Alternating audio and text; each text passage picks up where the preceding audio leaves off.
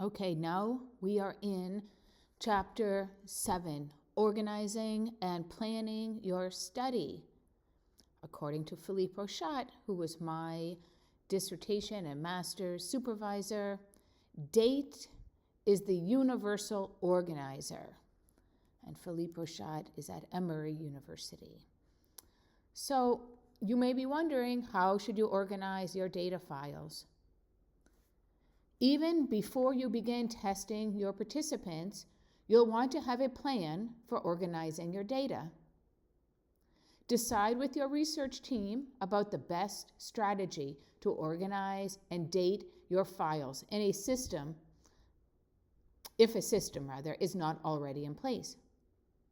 If you live in Europe, perhaps you date your files 01/04/2013 instead of April 1, 2013. But if you're collaborating with somebody living in the United States, he or she will interpret this date as January 4th. It is critical to use a dating system that will be accurately interpreted by all.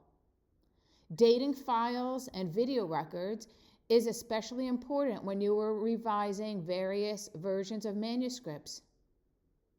What's most important is that everyone is consistent and know the correct format and specifications for maintaining an organized and efficient laboratory. Date is the universal organizer is among the great tips that I learned from my mentor. And this applies, I would like to now add, across so many fields. So always name and date your files. In addition to dating the file name, you also want to date the text. So remember that someday you may be working on 10 research projects at once. And each project may be in collaboration with colleagues in the United States, Germany, New Zealand. Prevent disaster and save time by dating and naming any file created and putting the date on any paper you write. I can't tell you how many times I receive manuscripts that say draft version 1, and this sort of assumes that I'm only working on one other paper. The title should be really clear, and having the date on that will help to organize. And nowadays, with so many methods to save files online, it's important to have those folders also dated correctly. So the following are some good rules to observe. And here we're on page 111. Again, Chapter 7, Organizing and Planning Your Study. So you want to develop a plan for organizing and labeling your files with your research team. You want to add detailed instructions for dating video records or files. So if you record the participant's date of birth on a video record, as well as the testing date, you can easily calculate the age 5 or 10 or 15 years later. So dates and records help you to reconstruct video records accurately, whatever the time frame in question. Do not forget to clearly record the participant's gender or other information that you need. So for instance, you cannot assume that a baby who is dressed in blue is a boy or pink is a girl. You want your records to reflect accurately the gender, assigning each an appropriate ID linked to demographic factors, so you do not need to reinvestigate later. Also, you want to document things such as, did something unusual happen during a testing session? Perhaps the parent's cell phone rang, or the child got tired and had a snack in the middle of a testing session. Occasionally, as a new researcher, you will be uncertain whether to include a child in a final sample or not. To minimize confusion, you want to keep excellent notes on your lab log. And in difficult cases, consult with your mentor, who can help you decide on a case-by-case basis. And of course, all of these details will be included in your manuscript. This video won't play. What should I do? One day, a student showed me an old videotape that didn't work, explaining simply that it was labeled "does not work." The problem was that no one knew any of the details or particulars of the labeling. Does the tape make a loud sound when it is being played? Is it completely unplayable? Might it break if inserted into a machine? Be sure to provide enough details on a videotape so that 10 years down the road, anyone who picks it up will know exactly what, quote, "does not work" means. And the same holds true, obviously, if you're using other means of storage now. Things are generally not done on videotape, but on servers and using digital techniques. Okay, so in the next section, we're going to discuss some issues about graduate students. So it's easy as a graduate student to feel as though you would love to undertake an ambitious study inspired by questions that are large, complex, and highly significant. And let me also say, obviously, this is relevant to undergraduates who are thinking of doing honors projects or independent study, not just for graduate students.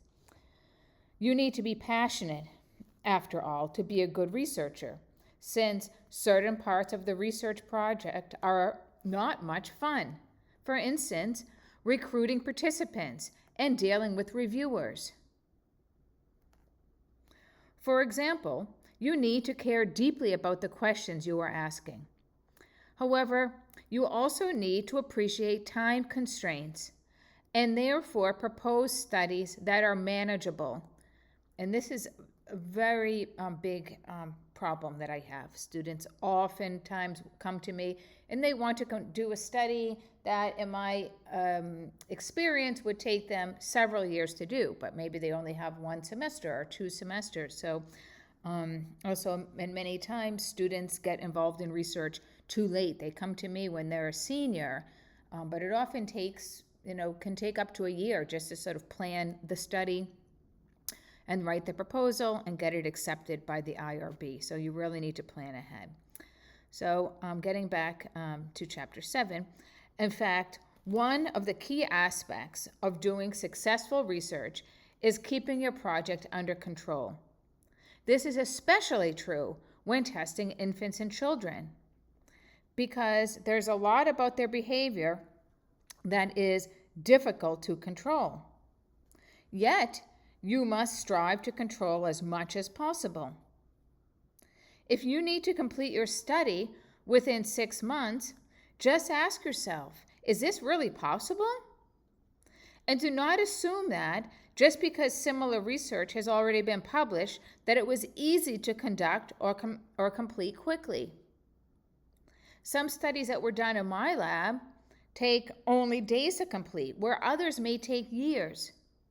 One cannot predict a research study's timeline accurately based solely on previously published research.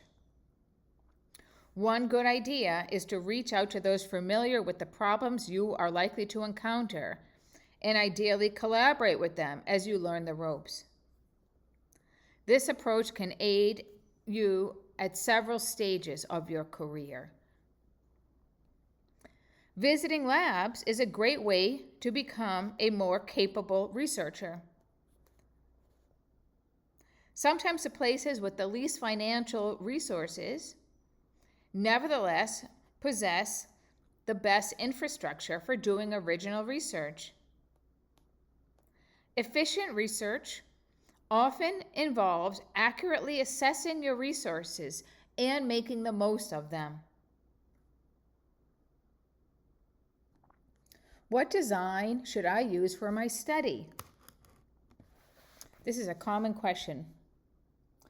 And to address it, you simply need to go back to the precise research question that you wrote in your notebook. The question should help you to determine the best design to use. Are you interested in change over time? In that case, perhaps you need a longitudinal design. Are you interested in changes among groups as a function of age? If so, what are the age ranges that are involved? You should have a strong rationale for all decisions that you make. And you should avoid including extraneous variables or research participants in your studies. So again, you want a strong rationale for every decision that you make. This is one of my favorite sections of the book. We are in chapter 7, page 113. And the section is, think of everything that can go wrong before you begin, and then consider possible solutions. As a researcher, you are always looking for a solution or an answer to a problem. One of the best ways to get research done effectively is to consider all of the problems that might arise and then focus on coming up with solutions. For example, here are some problems that might arise when you are doing research with children or infants. Problem: the baby is going to slide off of the parent's lap. So what's the solution? First, you could demonstrate how the parent should hold the baby, and you would want to do this before the study begins. Explain to the parent that sometimes in the middle of a session, babies can begin to slide on the parent's lap, and that it's important to keep infants in place. Sometimes a little extra explaining in advance can make a big difference in outcomes. Here's another problem. Baby is using a pacifier. What's the solution? The baby might not like it too much, so you want to do it a little bit before the study begins, but you would want to remove the pacifier. And that's important because when baby's sucking on a pacifier may influence their behavior in general. So that could be a possible confound in your study if the babies were using a pacifier. Problem: there's a sibling in the room. Oftentimes parents will come to the laboratory with a 6-month-old baby, and maybe they forgot to tell you or you forgot to ask that there is a sibling coming along with them who's 2 years old. So what's the solution? Well, one, you would want to ask the parent beforehand, and you'd want to arrange to have a mate or somebody in the laboratory babysitting the sibling. Then you also, depending on the study, might want to ask, maybe there's a different study happening in your lab or another lab that child could take part in. And you want to be sure when the child visits that there are appropriate activities available for them so that the laboratory is safe, that the baby isn't going to, touch something, some equipment or something that they shouldn't be touching, that they're not in any danger. You want to be sure of that. Okay, next problem. We're on page 114. Having toys in your study that are not safe for children. You want to check all of the labels on toys and never keep toys in the lab that are unsafe. Another problem would be the camera battery running out. And we all go through this with our phones, so you want to make sure that your cameras are charged thoroughly. You want to make a habit when you begin taking a video of a baby that you say something like, "Oh, is the camera charged? Is the camera fully charged?" And that's a way to just to help to ensure that you're recording and that it is actually charged. Sometimes our phones or cameras are plugged in and we think they're being charged, and we find out the hard way that they're not. Sometimes a baby may get sick during the study, so you want to be sure that there are cleaning supplies handy, or maybe the baby is holding a toy, it falls on the floor, so you want to be able to wash that toy off. and things like this. So at this stage, we are going to stop and do an exercise on problem prevention in laboratories.